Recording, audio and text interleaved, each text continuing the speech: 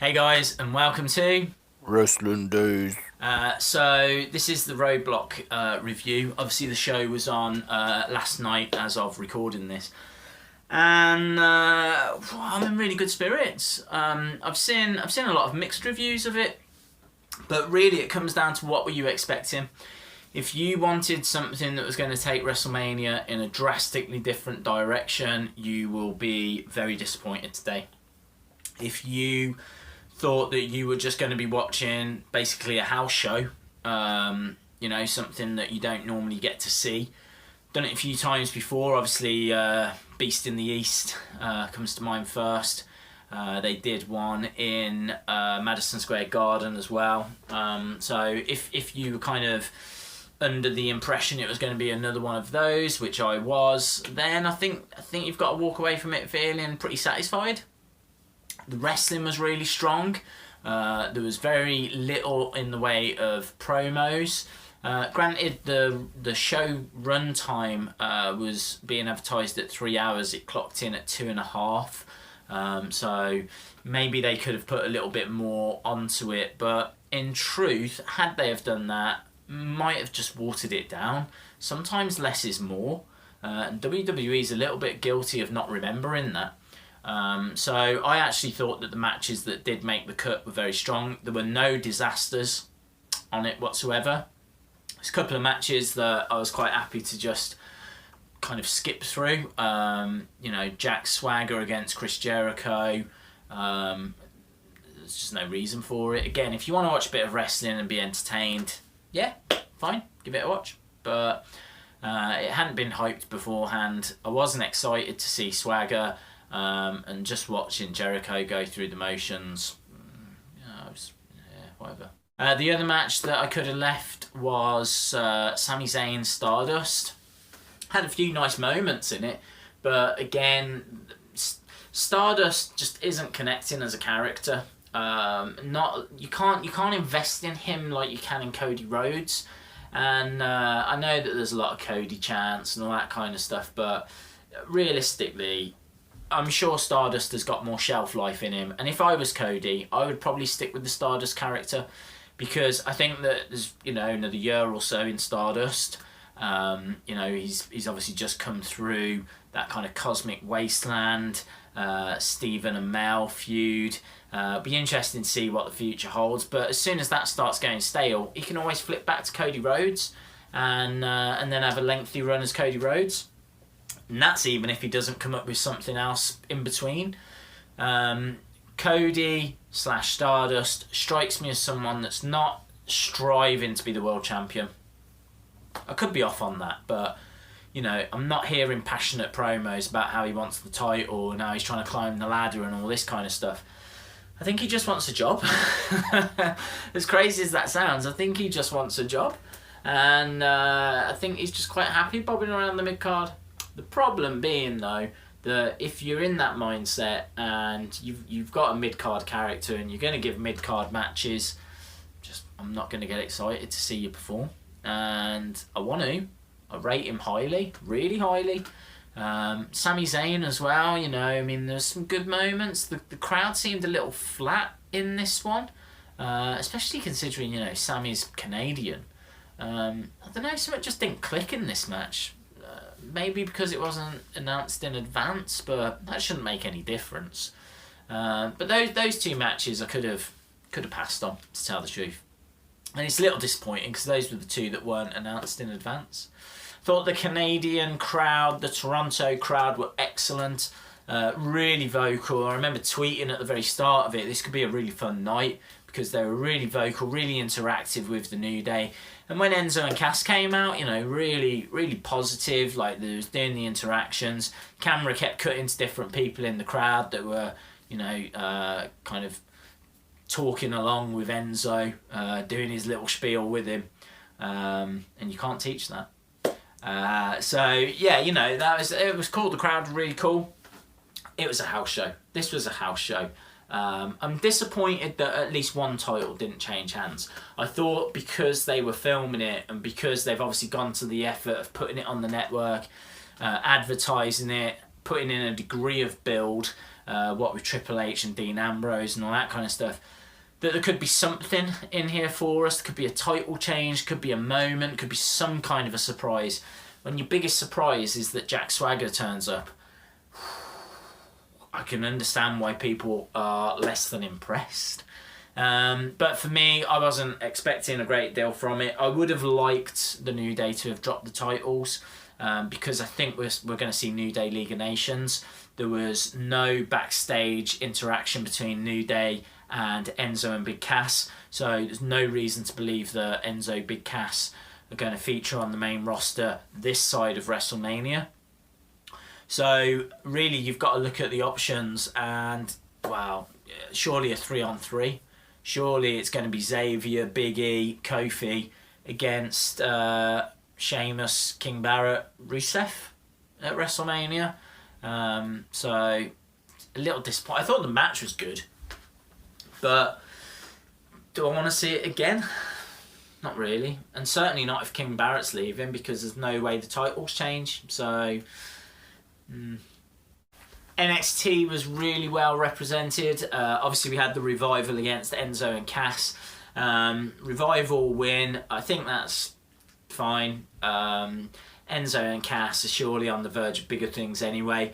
If they've been in NXT this long, they really don't need the tag titles. They don't need to be entering into feuds and all this kind of stuff. I know there's an argument that they've now been shown off to the WWE Universe and shown off as losers, if you will. I don't think it plays that way. I don't think too many people were that interested in RoadBlock. Granted, had this have been a major pay-per-view, then yeah, maybe that would be a bad call, but no one's going to remember this in a few months' time. Certainly not after WrestleMania. When these guys appear on the scene, no one's going to point back and go, weren't those the guys that lost at RoadBlock? No, ain't happening. Absolutely fine with it. I thought it was a good showing for them. They put on a really great match. Probably the best match up to that point. We'd had New Day, we'd had Jericho. So I thought they really put in a strong showing, and some really good NXT chants throughout as well. Brock Lesnar against Bray Wyatt was a sham, because it turned into Brock Lesnar against Bray Wyatt and Luke Harper. So handicap match, which felt a little tastier actually. That was a nice little added element, but it didn't go down that way, did it? Bray just stood on the outside and just came across as weak, scared. I'm sure they're protecting him so that they can do a match, further down the road. But unless something drastically changes, does anyone want to see that match? I mean, if he can destroy Luke Harper, he can destroy Bray Wyatt.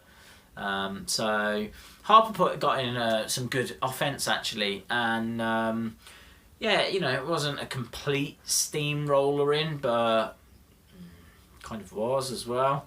I could have done without this. I think they're wasting. It feels like they waste quite a few Lesnar appearances. Did he really need to be in the Rumble? Certainly, if you think that he got eliminated by the Wyatts and this was the payoff, could have avoided both of these and had him for two better appearances. But hey ho, for actually Saturday night, let's watch Brock Lesnar. Brilliant. Can't decide if the Divas put on my favourite match of the night. I thought it was spectacular. I really did. I thought there was lots of reversals, lots of submission holds. There was loads of moments like figure fours and sharpshooters, and it was a real clinic. It was a real interesting back and forth match, and it was Canada. I didn't think the title was going to change hands. I'm not stupid, but I kind of thought maybe she could get a victory, and then challenge further down the road. I don't know. It's really difficult because I really like lengthy title runs, and I didn't want Charlotte to lose the title, but if she's going to lose the title, I am absolutely fine with it being to Natalya, because I think that if you look back in the history of the Divas division, there are a lot of Divas that have been mistreated, a lot of Divas that deserved better than what they got, and near the top of that pack is Natalya, if not the top of that pack. She is someone that You know, she's Hart family. She's from the dungeon. Don't think she actually trained in the dungeon, by the way, but certainly with, you know, if your dad's Jim the Anvil Neidhart and you've got Bret Hart in your family, Owen Hart in your family, Stu Hart in your family, you're probably going to pick up a few things. And this girl can go. This girl can wrestle. And when did you see her on TV? Which faction was she in during the Divas Revolution? She wasn't around. So it's brilliant that she's back. I really wanted to win a Divas title at some point. I just hope that they do something with her. Truth be told, they won't. This was a house show. Filled a spot. Thanks a lot. That's it. Main event time. Dean Ambrose, Triple H. I suppose this has to be match of the night. You know, some fantastic spots in this. Dean Ambrose as well, you know, doing the crotch chop on the outside. Was lying on the ropes at the start of the match, and an announcer's table got involved. There was obviously the false finish, Dirty Deeds, a clear 1, 2, 3. I'm being told from people that have looked at the replays that his legs, feet weren't under the ropes. Certainly from what I remember, I recall seeing a leg, what I thought was under the ropes, but I'm being told not now. Maybe they can do something with this. If that's the case, then he could turn around and say, that was a 3 count, the ref made the wrong call, I want my rematch. I would hope that would come out of it. I really would. I hope it's a case he hasn't botched it. I hope he wasn't, you know, hope he didn't have to have his legs under the rope or any of that kind of stuff. I hope this is part of the bigger story. It seems a weird way of doing it. Surely it'd just be better if Triple H had just walked away and got counted out. That'd be cleaner, easier to do. But it did provide that moment. 1, 2. Has he done it? Couldn't believe it. Couldn't believe it. And then it all gets ripped away, doesn't it? All gets ripped away. But that's great. That's great. It just paints Ambrose in a brilliant light. You know, they are building him. They are absolutely building him. He will get the title at some point. I personally would pull the trigger at WrestleMania because he's getting hotter. He's getting hotter and hotter and hotter and hotter. They have got someone that is on fire. And I just don't get why you would just feed him to Brock Lesnar and not get, you know. Does anyone care about, you know, Dean Ambrose, Brock Lesnar? Does it make any difference? If he beats Brock Lesnar, is that going to be that big a deal? I mean, it will be, but it's not as good as a title. It's not, you know, beating Lesnar's not like beating the Streak. It's not quite right. WrestleMania's not quite right. I really think we're currently looking at New Day versus League of Nations. I think Ambrose versus Lesnar. Reigns against Triple H. Reigns is going to win that title. And I know I'm not telling you anything you don't know, but they can't do that. Surely they can't just give us what we know is going to happen. Will they? Could they? Are they? What does excite me after all of this is Raw. There's no distractions now. There is no roadblock. Next stop is WrestleMania. So we're 3 weeks away. And so that means that we've only got a couple of Raws left to go. Each Raw is going to have to count now. We are bang in the middle of WrestleMania season. This is it. This is absolutely it. So they're going to have to make each one count. So I think that Raw this week is going to be off the chain. I really do. Because I think that there's been a slight distraction with Roadblock. And so we'll have to see. I think is it Philadelphia this week? If it is Philadelphia, I seem to recall that tends to be a decent crowd. Not a Chicago type crowd. But let's see. Let's see. I've got high hopes for Raw this week. Cool. Thanks a lot for watching. Don't forget you can follow me on Twitter at Wrestling Days UK. If you haven't already, please subscribe because I have got videos galore lined up that will be coming your way this week. And as always, I will see you again next time. Thanks a lot.